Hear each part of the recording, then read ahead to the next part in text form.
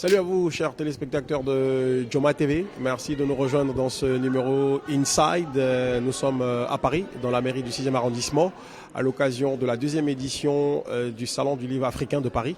Initiative de M. Éric Monjour qui nous a fait le privilège d'être sur cette estrade Inside. Avec lui, on essaie de comprendre les pourtours, les perspectives et les projets d'avenir. Qu'est-ce qui a concouru, bien sûr, au choix de la Guinée comme pays invité d'honneur, parce qu'il y a une forte mobilisation guinéenne qui s'est mobilisée. Je veux parler, bien sûr, du chef de l'État qui a lui-même délégué son conseiller spécial, le ministre de la Culture, de l'Artisanat, du Tourisme, l'Office national du tourisme, l'Office national de l'artisanat. Donc voilà, toute une grosse colonie d'écrivains, d'écrivaines guinéens et guinéennes qui ont fait le déplacement de Paris pour cet événement grandeur nature. Bonsoir, bonjour Monsieur Eric. Oui, bonsoir, merci d'avoir en tant que représentant aussi de la Guinée, d'être présente sur le salon. On a été durant ces 2 premiers jours, puisque demain on a encore une journée très impressionnée par le nombre de personnalités guinéennes, que ce soit des éditeurs, des auteurs qui sont venus à Paris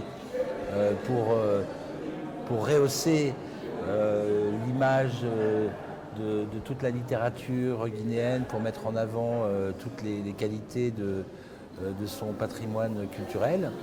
Et je dois dire que l'affluence aujourd'hui sur le salon a été tout à fait exceptionnelle. On a eu des queues pendant toute l'après-midi et les visiteurs sont venus découvrir. C'est quoi ce chiffre, le nombre de personnes mobilisées? On est autour de combien de... On est autour de 5000 personnes. 5000 personnes, c'est un endroit... En fait, le salon occupe toute la mairie du 6e arrondissement, qui est une mairie emblématique à Paris, puisque le 6e arrondissement, c'est le quartier des éditeurs. C'est un petit joyau au centre de Paris et en fait la littérature africaine est dans cet écrin et c'est très important. Alors on remarque que ce salon-là aujourd'hui permet une sorte de cloison autour d'auteurs qui est peut-être méconnu par la nouvelle génération. Est-ce que vous êtes parti d'un constat où vous vous êtes dit tiens, il y a un vide qu'il fallait occuper, il y avait un espace, il y avait des étudiants africains qui aujourd'hui en masse en France, on le sait, étaient très demandeurs et avaient peut-être du mal à avoir accès à toutes ces personnes? Oui, je dirais que c'est toute la diaspora africaine qui habite en Île-de-France, mais aussi dans d'autres régions françaises, parce qu'il y a des gens aujourd'hui qui sont venus d'autres régions pour le salon. Et c'est une diaspora qui est avide de culture africaine, qui a ses racines en Afrique, qui a ses racines dans différents pays, et qui vient à l'occasion de ce salon pour rencontrer des gens, parce qu'on rencontre, hein, c'est un salon où les gens se parlent, c'est pas un salon chloroformé, tout le monde rigole, tout le monde discute, les auteurs discutent avec les visiteurs, voilà, c'est le partage. Parlons justement de discussion, oui. Il y a plusieurs panels, il y a plusieurs salles occupées en même temps, il y a des échanges, voilà. De quoi parle-t-on, quels sont les menus des différents sujets?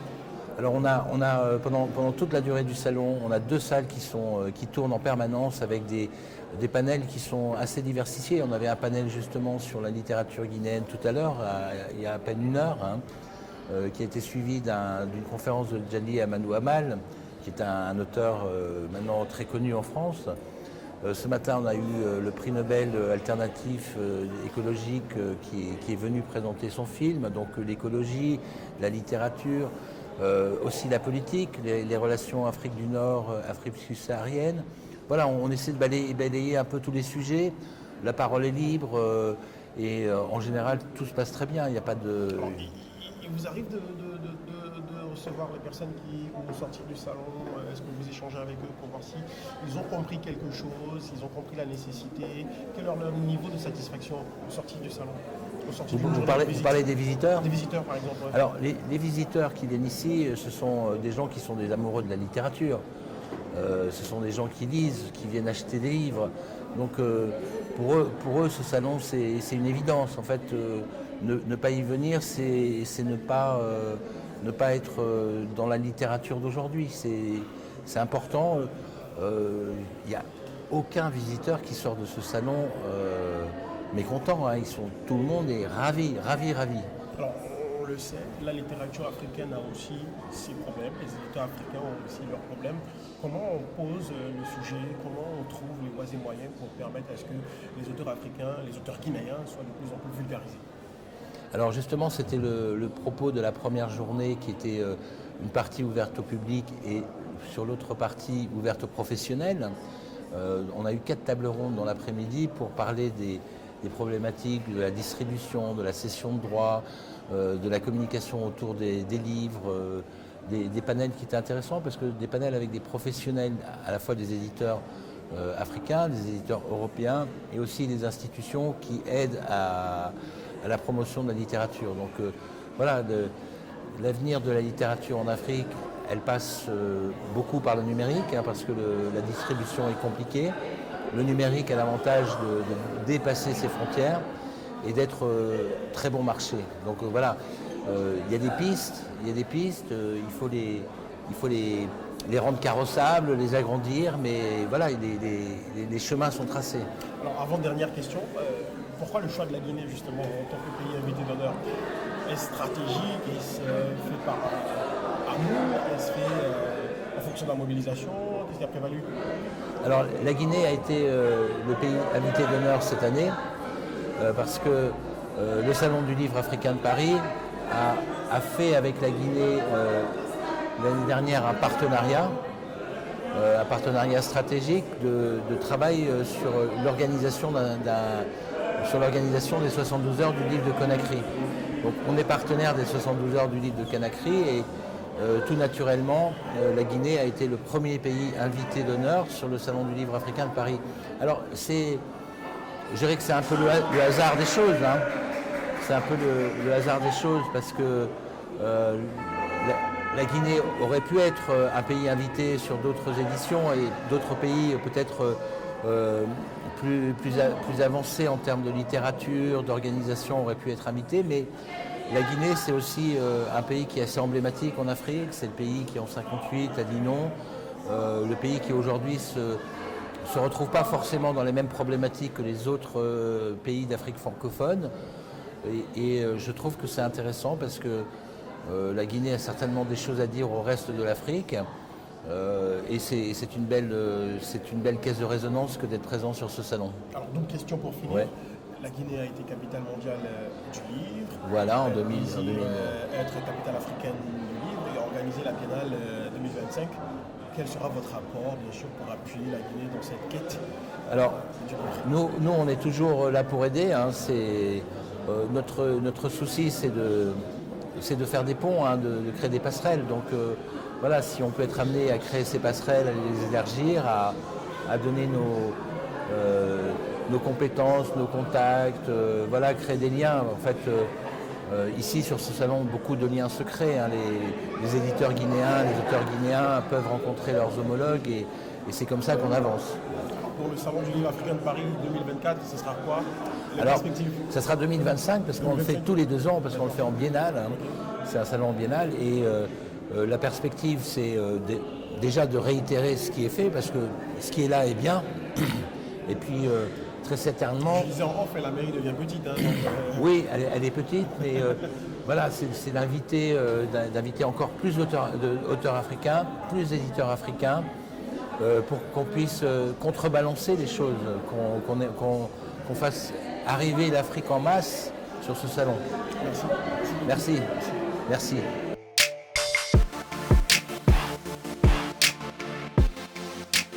Nous poursuivons toujours notre série d'interviews pour le compte de la 2e édition du Salon du Livre africain de Paris. Et nous sommes avec Sansi Kaba, patron de l'Harmattan Guinée et puis commissaire général aussi des 72 heures du livre, de Conakry, capitale mondiale du livre, et de Conakry bientôt, capitale africaine du livre, et de la Biennale 2025. Voilà autant de choses qui nous attendent dans les années à venir, mais en attendant, restons sur la ponctualité pour parler de l'actualité. Bonsoir Sansi. Bonsoir Al. Très content, on est ensemble à Paris. Écoutez, heureux quand ton pays est désigné invité d'honneur et qu'il y a une telle mobilisation, c'est une fierté. La littérature guinéenne est présente. Nous venons d'une table ronde sur la contribution des Guinéens à la littérature africaine.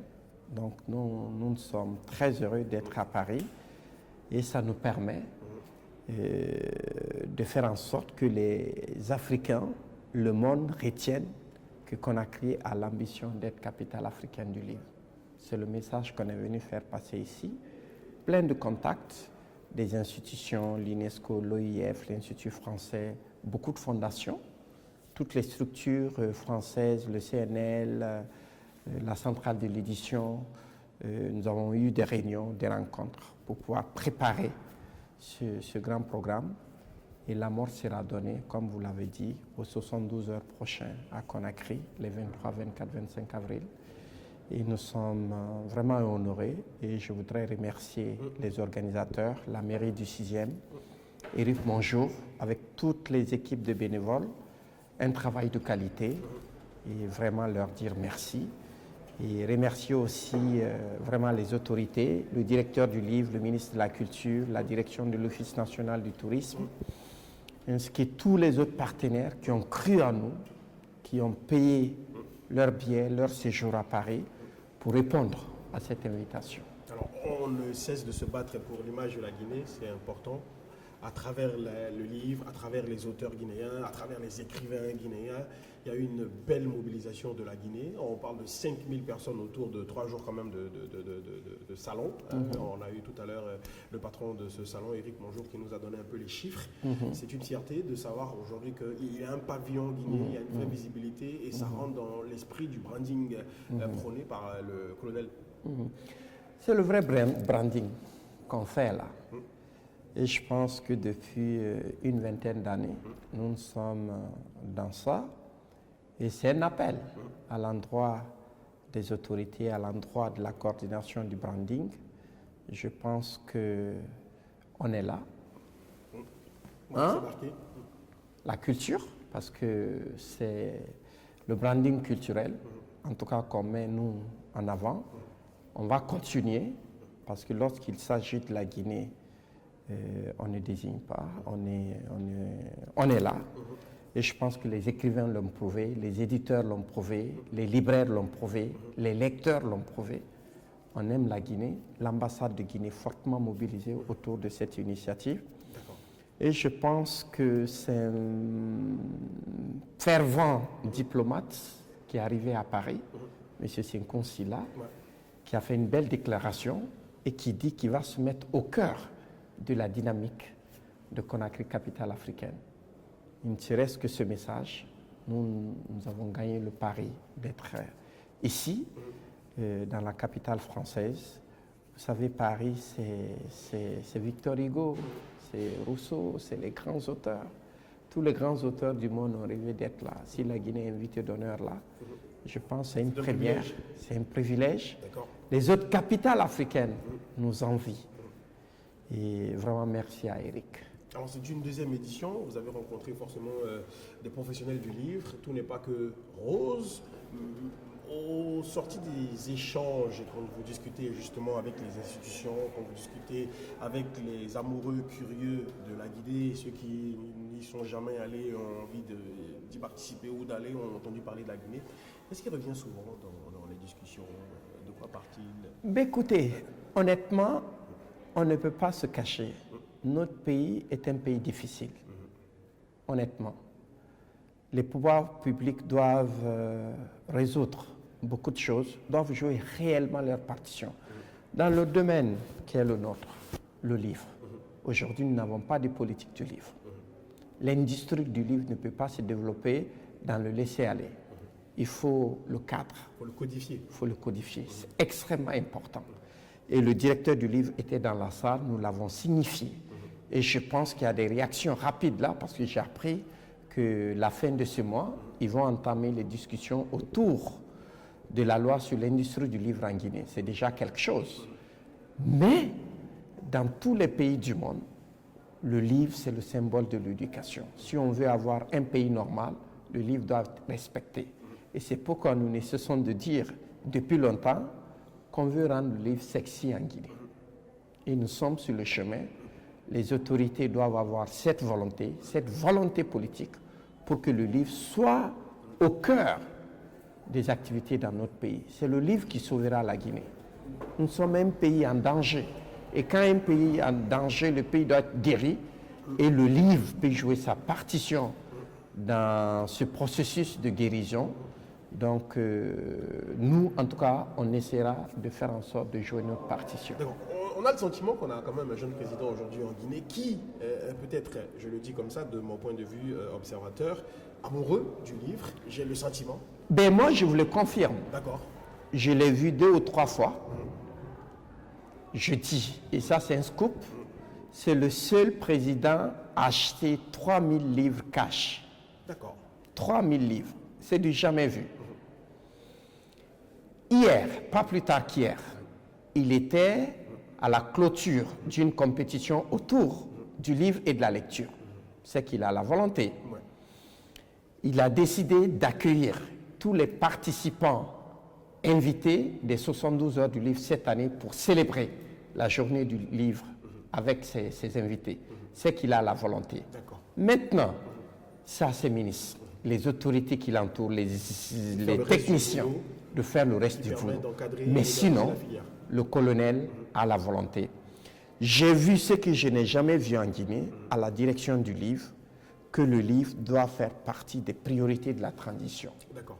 Donc, nous avons confiance. Maintenant, sur le terrain, on verra. D'accord. Mais en tout cas, depuis quelques mois, nous sommes heureux qu'il y ait un président guinéen qui ait acheté cash des livres. D'accord. Moi, je ne tourne pas la fourchette dans la purée encore. On a été capitale mondiale du livre. On veut être capitale africaine du livre. Mais comment peut-on être capitale africaine du livre si on n'a pas de bibliothèque nationale, si on n'a pas de point de lecture, si on n'a pas une vraie vulgarisation du livre en Guinée? Justement, et je me tourne vers vos téléspectateurs pour réaffirmer. Quand on veut avoir des stades, on a des grandes ambitions. Si on est en Afrique, on demande la Coupe d'Afrique. Sans stade, il n'y a pas de Cannes. Hein? C'est ça que je dis. D'accord. Vous avez compris. C'est pour vous dire toute l'importance de ce que vous dites là. D'accord. Mais quand on a des ambitions, on a des rêves, les rêves pourront être réalisés. Vous comprenez? Quand on est capitale africaine du livre, pour aller vers ça, il faut des préalables. Et dans ces préalables-là, nous allons continuer à mettre des points de lecture à Conakry. D'accord. Parce qu'il y en a certains déjà. C'est une rectification. Vous ou l'État? C'est ensemble. Pour moi, je considère que c'est un partenariat. C'est l'État et les organisations professionnelles du livre. 2. Il y a une bibliothèque nationale Al-Soirée. Mais je suis tout à fait d'accord avec vous. Ce n'est pas une bibliothèque digne de la Guinée. Digne d'être appelée nationale. Sinon, il y a une bibliothèque nationale à Donka, qui héberge aujourd'hui plusieurs structures, mais pour un pays qui estime être capitale africaine du livre, vraiment, on doit changer de lieu, parce qu'une bibliothèque doit être accessible. Si elle n'est pas accessible, ce n'est pas la peine. C'est un environnement, c'est tout un environnement. Je suis tout à fait d'accord. Mais avoir l'ambition d'être capitale africaine, c'est créer une biennale, c'est créer des grandes émissions autour du livre, des grandes rencontres, faire les awards, comme vous aimez le dire, hein, rendre le livre sexy, qu'il y ait la plus grande cérémonie en Afrique autour du livre et de la lecture. C'est ça l'ambition. Et pour cela, c'est un travail de complicité.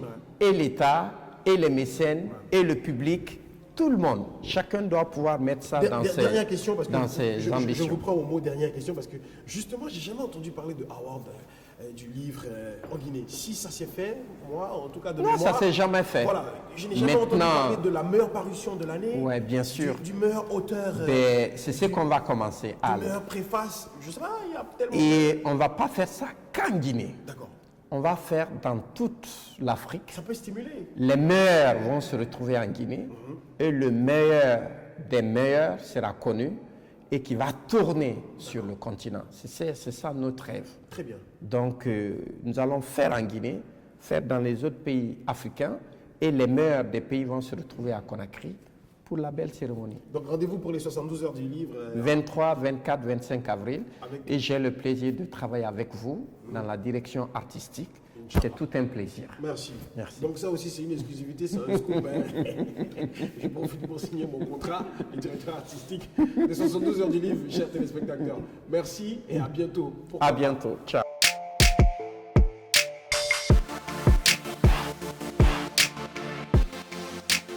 Alors, nous poursuivons notre Inside à Paris avec les compatriotes guinéens vivant ici en France. Donc on a un autre invité sur ce plateau spécial qu'on a érigé même au cœur de la mairie du 6e arrondissement, dans la rue Bonaparte, avec notre communauté. Bonsoir. Bonsoir. Allez, je te laisse te présenter aux millions de téléspectateurs de Djouma TV. Alors, Djouma Télé, d'abord bonsoir à vous. Moi, c'est Alpha Saliouba, guinéen, et je réside à Strasbourg. Je suis fondateur d'une web radio qui est Radio Ila. Et en même temps, je gère un festival qui est à sa 2e édition, qui est Festi Ila, le festival afro de Strasbourg, en partenariat avec la ville de Strasbourg. Wow, c'est bien ça. Ouais. Comment se présente la vie d'un Guinéen en France? De quoi elle est faite? La vie des Guinéens en France, c'est pas évident. Il y a des hauts et des bas. Il y a des problèmes, je peux le dire, hein, parce que je parle plutôt des problèmes qui sont liés à tout ce qui est administration, pas forcément l'intégration. L'intégration, elle n'est pas aussi difficile que ça. Les Guinéens, ils s'intègrent facilement. Mais la grosse difficulté des Guinéens, parce que nous sommes sur un média qui est suivi en Guinée, il faut le dire, c'est par rapport aux papiers administratifs guinéens. Donc je pense que si les autorités guinéennes nous suivent, moi personnellement dans mon média j'en parle, mais si les autorités guinéennes nous suivent, il faudrait aujourd'hui, à travers l'ambassade, qu'ils mettent en place les moyens de faciliter l'accès aux documents administratifs, c'est-à-dire la carte consulaire, le passeport, les extraits de naissance des enfants. C'est vrai qu'aujourd'hui, ils ont mis en place un système digitalisé, mais ce système digitalisé, il y a des bugs. D'accord, il y a des personnes qui ne sont pas, qui n'ont pas accès, même si aujourd'hui on est en France, l'accessibilité aux nouvelles technologies n'est pas aussi aisée pour tout le monde. Donc il faudrait qu'on essaye de voir dans quelle mesure, parce qu'il y a des personnes qui perdent leur titre de séjour du fait qu'ils n'ont pas leurs documents guinéens. D'accord. Voilà. Sortons On sort de ce administratif. Vous faites ici, voilà. tu es patron de festival, Bien tu es sûr. là au Salon du Livre africain de Paris. Ouais. Est-ce que tu as pu faire des contacts, tu as rencontré des personnes qui peuvent justement contribuer à ce que ton festival aussi à toi s'élève? Alors, ma plus grande satisfaction aujourd'hui, c'est pas parce qu'il est dans les coulisses de l'émission, c'est la rencontre avec Sansi. D'accord. Alors, Sansi, c'est quelqu'un que je connais. On se connaît. Sansi, c'est un ami d'enfance. On a grandi ensemble. On a le même réseau d'amis.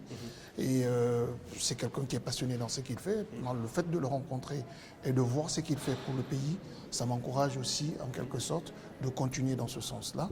Et je l'ai fait parler sur la radio, pour qu'il parle du projet, le fait que Conakry va être la capitale africaine du livre, dans lequel je me suis proposé auprès de lui d'accompagner, et lui-même, c'est lui qui a été la première personne à me proposer ça. Ça, c'est quelque chose de positif. Et au niveau du festival Festi Ila, cette année, alors, le concept du festival, c'est faire la promotion de la culture afro d'une manière générale à Strasbourg. Mais cette année, l'invité, c'est le Maroc. Okay. C'est le pays invité d'honneur, comme la Guinée est le pays invité d'honneur du Salon du Livre. L'année prochaine, l'objectif, c'est de faire la Guinée pays invité d'honneur du festival. D'accord, c'est bien. Voilà. Donc, à Strasbourg, c'est la capitale européenne, c'est l'endroit où on fait des rencontres. On est dans une ville frontalière avec près de 5 pays. Donc, c'est l'objectif de vendre l'image du patrimoine africain d'une manière générale. Mais pourquoi pas, moi je suis originaire de la Guinée, je suis guinéen, fier de l'être, pourquoi pas faire la promotion de la Guinée? D'accord, on est fier d'être guinéen. On est parti longtemps du pays, on a un regard très éloigné de ce qui se passe au pays. Ouais. Il y a eu des mutations, il y a eu des changements dernièrement, Tout à beaucoup fait. de bouleversements politiques. Tout à fait. Ton regard sur ce qui se passe chez toi? Alors, mon regard, il est admiratif, il faut le dire. Parce que quand je vois ces jeunes, je vois des jeunes ministres de notre génération, nos petits frères qui sont ministres. Aussi, hein, le coup d'État. Admiratif. Pour moi, il faut dire les choses. Depuis qu'il y a eu cette révision de la Constitution, je ne me reconnaissais plus dans la gestion publique de la Guinée. Donc, pour moi, le coup d'État, je l'ai salué.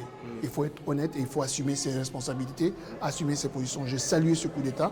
Et aussi, je ne souhaite pas qu'il s'éternise, parce que je souhaite qu'ils respectent leur engagement, qu'ils fassent la transition. Ils sont en train de poser des actes qui sont louables. Le jeune chef d'État qui est là aujourd'hui est en train de poser des actes que nous tous, tous Guinéens, je pense, doit le respecter, même s'il y a des bisbilles, hein, il y a des imperfections, on le donne des intentions qui ne sont pas peut-être les leurs. J'espère qu'ils ne vont pas aller dans ce sens. Mais pour moi, aujourd'hui, la manière dont les choses sont en train de se passer, il faut l'encourager, qu'il y ait des bases solides afin qu'on organise des élections crédible et qu'on change cette classe politique guinéenne qui, comme pour moi, qui est vieillissante. Depuis que moi j'ai connu la Guinée, que je commençais à militer, à m'engager, c'était les mêmes personnes qui étaient là, qu'on connaît du sang nouveau. Regardez ces jeunes ministres qui sont venus avec ce dynamisme. On parle de la Guinée aujourd'hui partout. Mais on dit que les jeunes n'aident pas les jeunes aussi. Hein. Oui, en fait, vous savez, quand on est dans un système, moi je pense qu'il faudrait aussi qu'on se... ramenons la prise du pouvoir à une échelle plus bas. C'est-à-dire que quand tu ne connais pas les réalités, c'est des gens qui ne savaient pas les réalités du système qui est sur là. Parce que tu vois, le système de gestion d'un pays, moi j'ai travaillé pour la Guinée, j'étais chargé des infrastructures au niveau de Rio Tinto, je m'occupais des relations gouvernementales. Je connais le système guinéen, il y a un engrenage, des bisbilles, c'est tous les Guinéens qui sont complices du retard de la Guinée. Il ne faut pas donner ça à une personne. Il faudrait que c'est des gens, ces jeunes-là, ils ne peuvent pas aider tout le monde. Ils ont des priorités, ils ont des engagements, ils ont un cahier de charge qui sera, à mon avis, à ça, il faut qu'ils le sachent. Ils seront évalués par rapport à ça. Et l'histoire retiendra ce qu'elle doit retenir. Alors, comment on fait pour, dernière question, comment on fait aujourd'hui pour fédérer les Guinéens de Strasbourg autour de soi? Parce que j'imagine que c'est une fierté pour ceux qui sont là-bas de savoir qu'ils ont un compatriote qui est patron d'un festival sur Strasbourg. Comment ça se passe, la vie associative là-bas? Alors, la vie associative à Strasbourg, les Guinéens sont de nature déjà très solidaires. C'est vrai qu'on a nos petits problèmes, qu'il y a tel de parti politique ou bien d'ethnie qui se faisait, mais ça ne se ressent pas trop. On a une communauté qui est assez forte. Quand un Guinéen a un problème, c'est tous les Guinéens de Strasbourg qui se lèvent. Et quand un Guinéen met en place un événement, je ne suis pas le seul qui organise des événements à Strasbourg, il y en a d'autres. Je ne suis pas le seul. Hein. Il y a un autre jeune qui est très connu, qui fait, moi je l'appelle l'ambassadeur de la Guinée, qui est Alain Bouba. Il fait des événements qui sont à encourager dans la culture, mais lui il est spécialisé culture guinéenne. Tout ce qui touche de potentialité culturelle guinéenne, Alain Bouba est celui-là. Moi je suis beaucoup plus élargi, je touche l'Afrique, parce que bon, l'esprit panafricain, et je touche tout ce qui est Afrique. Mais lui, il est plus ancré par rapport à la communauté guinéenne. Alors on est soudés. On a une association qui réunit tous les Guinéens. Il y a l'association des étudiants guinéens et il y a l'association de la communauté résidente des Guinéens à Strasbourg.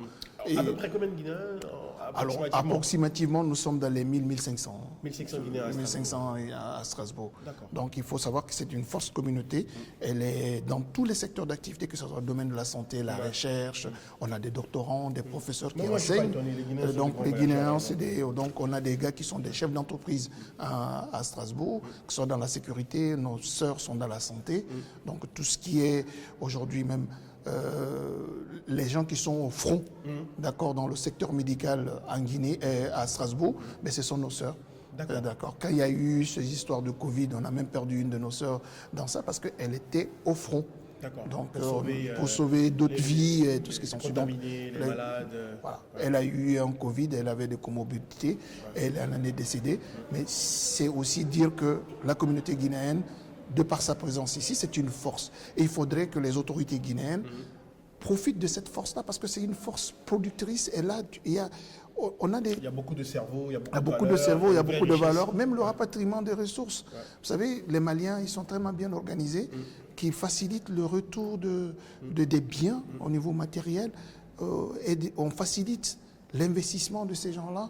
Il faudrait que le ministère des Affaires étrangères ou des Guinéens de l'étranger s'inspire de ce qui se passe dans d'autres pays pour pouvoir mettre une bonne politique d'accompagnement des Guinéens de l'étranger. Les Guinéens sont plus laissés pour compte. Vous voyez maintenant le rapatriement des Guinéens. Oui, il y a les on a un ministre des Affaires étrangères assez dynamique qui se bouge maintenant. Mais ça, c'était. J'ai suivi ce retour volontaire, soi-disant retour volontaire, parce que j'ai américaine.